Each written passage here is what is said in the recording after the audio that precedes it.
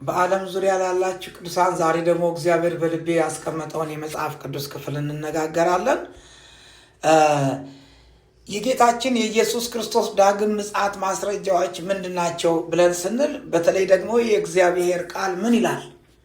መጽሐፍ ቅዱስ ምን ይላል?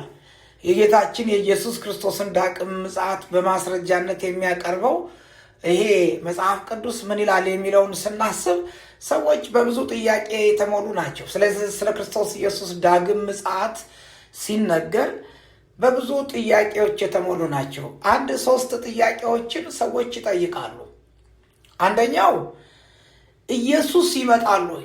ይሄ ጌታችን ኢየሱስ ክርስቶስ ብለን የምንለው አምላክ እሱ ይመጣል ወይ የሚል ጥያቄ ነው። ሁለተኛው ደግሞ ኢየሱስ መቼ ይመጣል የሚል ጥያቄ ነው። ኢየሱስ ክርስቶስ መቼ ይመጣል የሚል ጥያቄ ነው።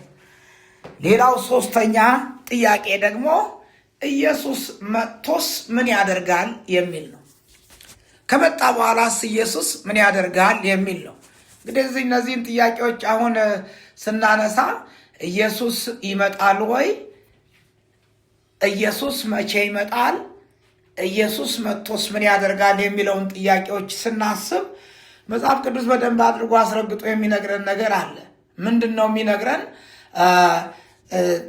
በተለይ በመጽሐፍ ቅዱስ ውስጥ ያሉ ማስረጃዎች የሚነግረን መጽሐፍ ቅዱስ በደንብ ግልጽ አድርጎ የሚነግረን የጌታችን የኢየሱስ ክርስቶስ ዳግም ምጽአት ማስረጃ በዋናነት የሚገኘው በዚሁ የእግዚአብሔር ቃል ብለን በምንለው በመጽሐፍ ቅዱስ ውስጥ ነው።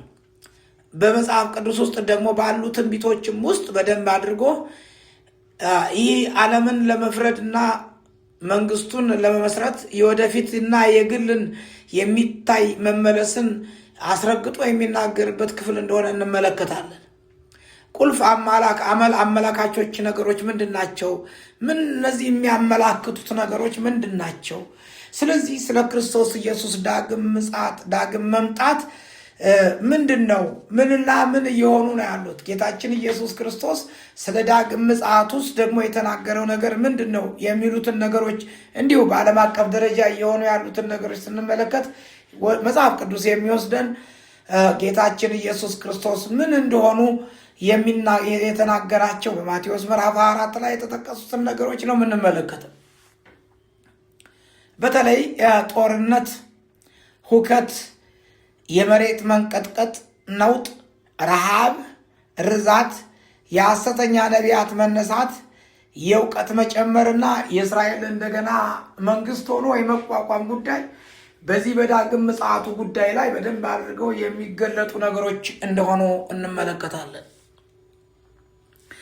መጽሐፍ ቅዱሳዊና ትንቢታዊ ማስረጃዎች ማለት ቅዱሱ መጽሐፍ ሲነግረን በዚህ ውስጥ ያሉ የተስፋ ቃላቶች ብቻ ሳይሆኑ የጌታችን የኢየሱስ ክርስቶስ መመለስን በደንብ አድርገው አስረግጠው ያሉ የትንቢት ቃላቶች እንዳሉ ሲነግረን ደግሞ በዚህ ወደ አዲስ ኪዳን መጥተን በማቴዎስ ወንጌል ምዕራፍ 16 ቁጥር 27 ላይ የሰው ልጅ ከመላእክቱ ጋር በአባቱ ክብር ይመጣ ዘንድ አለውና ያንም ጊዜም ለሁሉ እንደ ስራው ያስረክበዋል እያለ ይናገራል። ሐዋርያት ሥራ ምዕራፍ 1 ቁጥር 11 ላይ በተለይ ደግሞ ሐዋርያቶች በመጨረሻ ዘመን በመጨረሻ ጊዜያቸው ከክርስቶስ ጋር 3 ዓመት ተኩል ካስተማራቸው በኋላ ከዚያም በኋላ በመስቀል ላይ ሕይወቱን አሳልፎ ሰጥቶ ከትንሣኤ በኋላ ከመጀመሪያው ትንሣኤ በኋላ ከዚያ በኋላ የሆነውን ነገር ስንመለከት ሐዋርያት ሥራ ምዕራፍ 1 ቁጥር 11 ላይ ደግሞ እንዲህ ይናገራል። የገሊላ ሰዎች ሆይ ወደ ሰማይ እየተመለከታችሁ ስለምን ቆማችኋል? ይህ ከእናንተ ወደ ሰማይ የወጣው ኢየሱስ ወደ ሰማይ ሲሄድ እንዳያችሁት እንዲሁ ይመጣል አሏቸው እያለ ይናገራል። ይህ ኢየሱስ ይሄ ጌታ ይሏቸዋል። ይህ ከእናንተ ወደ ሰማይ የወጣው ኢየሱስ ይሏቸዋል። ወደ ሰማይ ሲሄድ እንዳያችሁት እንዲሁ ይመጣል ይሏቸዋል። እግዚአብሔር ስሙ የተባረከ ይሁን። ጌታችን ኢየሱስ ክርስቶስ ይመጣል ይላል። መላእክቶች ለሐዋርያት ያበሰሩት ነው። መላእክቶች ያበሰሩት ጌታችን ኢየሱስ ክርስቶስ ሲወለድ በመላእክቶች ያወላለዱ ጉዳይ ተበስሯል። እንደገናም ደግሞ የማድረጉ ጉዳይ በመላእክቶች የተረጋገጠና የተነገረ እንደሆነ እዚህ ክፍል ላይ እናያለን። የምጽአቱ ምጥ ማለት ነው የኢየሱስ ከመምጣቱ በፊት የሚሆነው ዘመን። ይሄ በዚህ ዘመን ውስጥ የሚሆኑ የተፈጥሮ አደጋዎች፣ ግጭቶችን እንዳሉ የምጽአት ምጥ መጀመሪያ እንደሆኑ ማቴዎስ ምዕራፍ 4 ቁጥር 7 እና 8 እንዲናገር፣ ሕዝብ በሕዝብ ላይ መንግስትም በመንግስት ላይ ይነሳ፣ ራብም ቸነፈርም የምድር መናወጥ በልዩ ልዩ ስፍራ ይሆናል።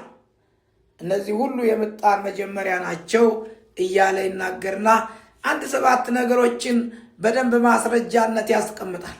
አንደኛ በመጽሐፍ ቅዱስ ውስጥ ያሉ ትንቢቶች ናቸው። ሁለተኛ እንደገናም ደግሞ የወንጌልን ወደ ሁሉ ሀገራት የመስፋፋት ነው። ሌላው ሰፊ ክህደትና ሌላው የክርስቶስ ኢየሱስ ተቃዋሚ መነሳት፣ ከዚያም በኋላ የጠፈር ረብሻ፣ በራእይና በሌሎች መጽሐፍቶች ውስጥ ያሉ ትንቢቶች፣ በፀሐይ በጨረቃምና በከዋክብት እንዲሁም ምልክቶች ያሉት በተፈጥሮ ላይ የሚሆኑት ነገሮችን ሁሉ እያለ ይናገራል። የአሁን አመለካከቶች በተለይ በመጽሐፍ ቅዱስ ውስጥ ሲናገር እነዚህ ማለት ነው በመጽሐፍ ቅዱስ የሚናገረው ክፍል የተለየ ክፍል ነው። በዓለም አቀፍ ደረጃ ፈጣሪን ታይቶ የማይታወቅ የእውቀትና የመገናኛ እድገት የዳንኤል ምዕራፍ 12 ቁጥር 4 ላይ ዳንኤል ምዕራፍ 12 ቁጥር 4 ዳንኤል ሆይ አንተ ግን እስከ ፍጻሜው ዘመን ድረስ ቃሉን ዝጋ፣ መጽሐፉንም አትም፣ ብዙ ሰዎች ይመረምራሉ፣ እውቀትም ይበዛል። ዓለም አቀፍ አለመረጋጋት፣ የመሬት መንቀጥቀጥ፣ ረሃብ፣ የጦርነት ድግግሞሽ እንደሚመጣ ይናገራል።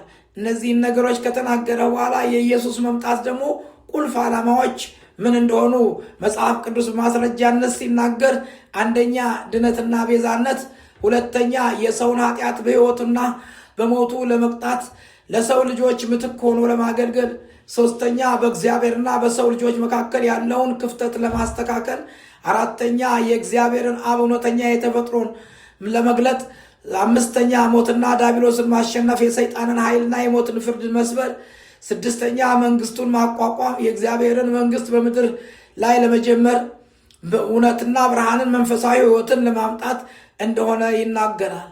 ዳግም መምጣቱ በተለይ እነዚህ 4 ነገሮች ላይ ትኩረት ይሰጣል። አንደኛው ከመጀመሪያ ምጽአቱ በተጨማሪ መጽሐፍ ቅዱስ የወደፊቱን ዳግም መምጣት ሲናገር የክርስቶስ መመለስን የሚያስተምር እንደሆነ ይናገራል። ሁለተኛው ደግሞ ዓለምን ለመፍረድ የመጨረሻ ጽድቅ እና ፍርድ ለማድረግ እንደሚመጣ፣ ሶስተኛ ከትንሣኤው አማኞች ከሙታን ተነስተው አማኞች ወደ ዘላለማዊ ሕይወት እንዲሄዱ፣ አራተኛው ፍጥረት ወደ ነበረበት ለመመለስ የኃጢአትና የሞት አገዛዝን ለማስወገድ አዲስ ሰማይና አዲስ ምድር ውስጥ ዘላለም እንደሚጀመር ለማስረገጥ ነው። የክብር አምላክ እግዚአብሔር ገናናውና ኃያሉ ንጉሥ የእስራኤል ቅዱስ ይህንን የሚሰሙ ባሪያዎች፣ ሴት ባሪያዎች፣ ወንድ ባሪያዎች አንተ እንደምትመጣ እያሰቡ ወንጌልን እየሰበኩ እንዲኖሩ በኢየሱስ ስም ጸልያለሁ። ኃይል እንድታደርግላቸው ጸልያለሁ። በመንፈስ ኃይል እንዲነሱ የክብር አምላክ እግዚአብሔር ወንጌልን እየሰበኩ እንዲኖሩ በኢየሱስ ስም እንድትረዳቸው ጸልያለሁ። ኃይል እንድታደርግላቸው ጸልያለሁ። ገናናው ንጉሥ እጃቸውን ይዘህ እግዚአብሔር የዘላለም አምላክ የሰጣቸውን የከበረውን ወንጌል እንዲሰብኩ ኃይል እንድትሰጣቸው እንድታበረታቸው ጸልያለሁ። ስለ ሁሉ ክብር ለአንተ በጌታ በኢየሱስ ክርስቶስ ስም አሜን ነው። ኢየሱስ ክርስቶስ ጌታ